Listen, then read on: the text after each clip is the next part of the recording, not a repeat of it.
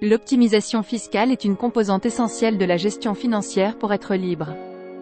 Elle consiste à utiliser les lois et réglementations fiscales en vigueur pour réduire le montant des impôts que vous devez payer, tout en respectant les règles établies par l'administration fiscale. L'objectif est de maximiser votre richesse tout en minimisant votre charge fiscale. L'optimisation fiscale repose sur une compréhension approfondie des lois et réglementations fiscales. Cela implique de connaître les différents types d'impôts, les déductions et crédits fiscaux disponibles, ainsi que les stratégies pour minimiser votre charge fiscale. Sachez que l'optimisation fiscale doit toujours être réalisée dans le respect de la loi. L'évasion fiscale, qui consiste à éviter illégalement de payer des impôts, est un délit grave. L'optimisation fiscale peut impliquer des stratégies telles que le choix du bon statut fiscal, l'utilisation de déductions fiscales, l'investissement dans des véhicules fiscalement avantageux, et la planification de la succession et de la retraite.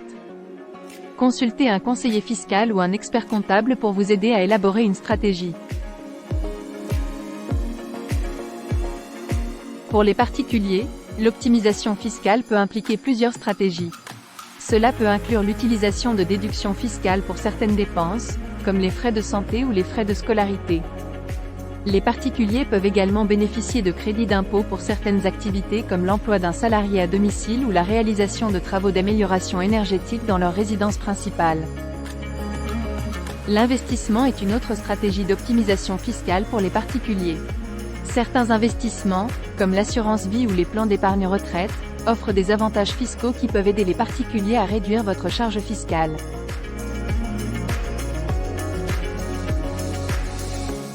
L'optimisation fiscale pour les entrepreneurs peut être un peu plus complexe. Elle peut impliquer le choix du bon statut juridique pour votre entreprise, qui peut avoir un impact significatif sur votre charge fiscale. Par exemple, en France, les entreprises individuelles et les sociétés sont soumises à des régimes fiscaux différents. Les entrepreneurs peuvent également bénéficier de diverses déductions fiscales pour les dépenses liées à leur activité, comme les frais de déplacement ou l'achat de matériel. De plus, certains investissements dans l'entreprise peuvent également offrir des avantages fiscaux.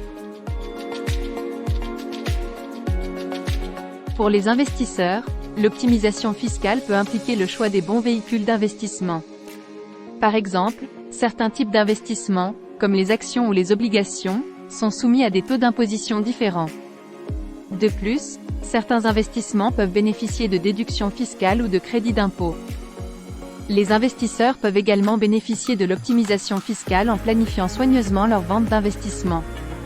Par exemple, en France, les plus-values sur la vente de titres sont soumises à l'impôt sur le revenu, mais il existe des stratégies pour minimiser cet impôt, comme la vente échelonnée des titres sur plusieurs années.